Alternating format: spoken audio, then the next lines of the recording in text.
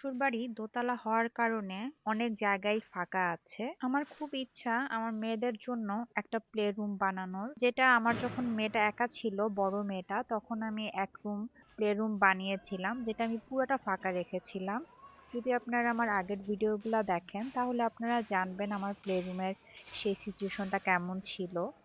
দিন যত যাচ্ছে বাসায় আসলে সবকিছুরই প্রয়োজন হচ্ছে, তাই ঢাকা শহরের ছোট বাসায় একটা রুমকে পুরোপুরি প্লে রুম বানানো সম্ভব হয়ে উঠতেছে না। ওই রুমটাকে আমি আমার দুই মেয়ের বেডরুম হিসেবে গুছাচ্ছি। যেহেতু গ্রামে এই রুমটা ফাঁকা আছে, তাই আমি কিছু জিনিসপত্র ঢাকা থেকে নিয়ে এসেছি। এখানকার বেশিরভাগ জিনিসই আগের, যেটা আমি একটু সেট করে নিচ্ছি। যেমন এই একটা স্লাইড নিয়ে এসেছি। স্লাইডটা আমার বড় মেয়ের সময় আমি কিনেছিলাম, ওর প্লে রুমে ছিল।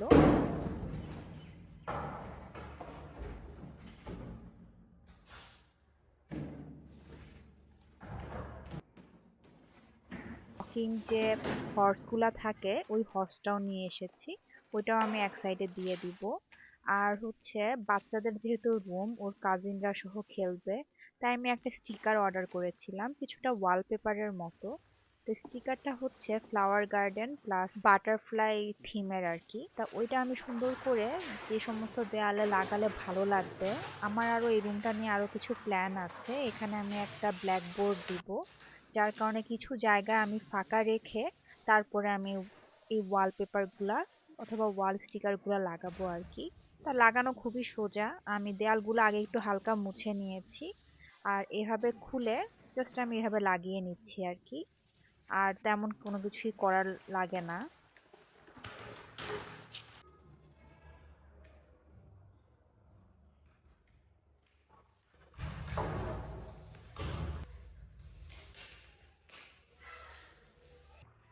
এক্সট্রা কিছু সিঙ্গেল ফ্লাওয়ার আর বাটারফ্লাই দেওয়া আছে, ওইটা আমি দেয়ালের একদম চারদিকে ছড়িয়ে লাগিয়ে দিব।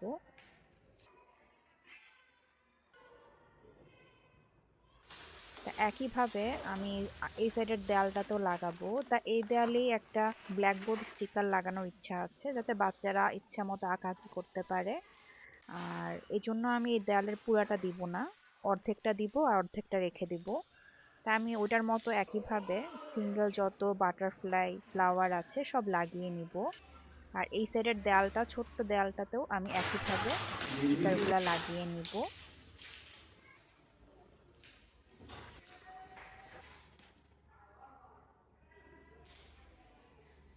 আর এই দোলনাটা কিনেছি আমি আমার মেয়ের পছন্দের কালার, ব্লু কালার, কিন্তু এটার সাথে যে হুক থাকে এই হুকগুলা নাই, যার কারণে আমি লাগাতে পারলাম না। তো এখন এভাবেই রেখে দিব। দেখো, আমরা এখানে আরো কাছে দোলনা কিনেছি মা। কেমন হয়েছে নসরু? ভালো লেগেছে। ভালো হয়েছে। এগুলো উঠায় না মা, এগুলো সুন্দর। ওকে, ইয়েস। না, স্টিকার তো মানি নেই। হ্যাঁ, ব্লু কালার তোমার ফেভারিট কালার।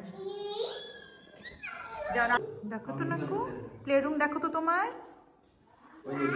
ও মা গো, আগে ওর একটু কি নাকু, ওয়াও,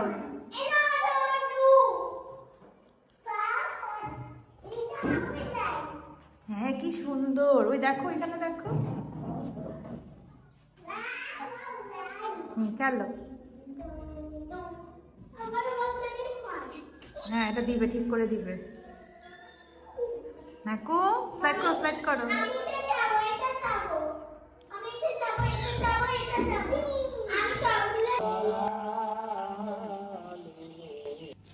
আমি যখনই বাড়িতে আসি, আমার আশেপাশের প্রতিবেশী অথবা আমাদের যে আত্মীয় স্বজন থাকে, এক একজন আমাকে এক এক ধরনের খাবার দিয়ে যায়। এটা আসলে খুবই আমার ভালো লাগে।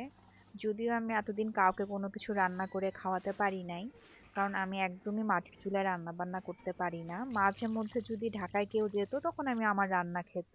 তাই আজকে ভাবতেছি দুই পদের ভর্তা করব আর চাপটি বানাবো। তা আমি এখানে কিছু পেঁয়াজ, রসুন, কাঁচামরিচ, ধনেপাতা গুছিয়ে নিচ্ছি ভর্তা বানানোর জন্য, সাথে চাপটিতেও লাগবে। এদিকে বাচ্চারা খেলতেছে, তা ওরা ডিমান্ড করলো নুডলস খাবে। এ ফাঁকে ওদেরকে আগে আবার নুডলসও বানিয়ে দিলাম। Okay, promise.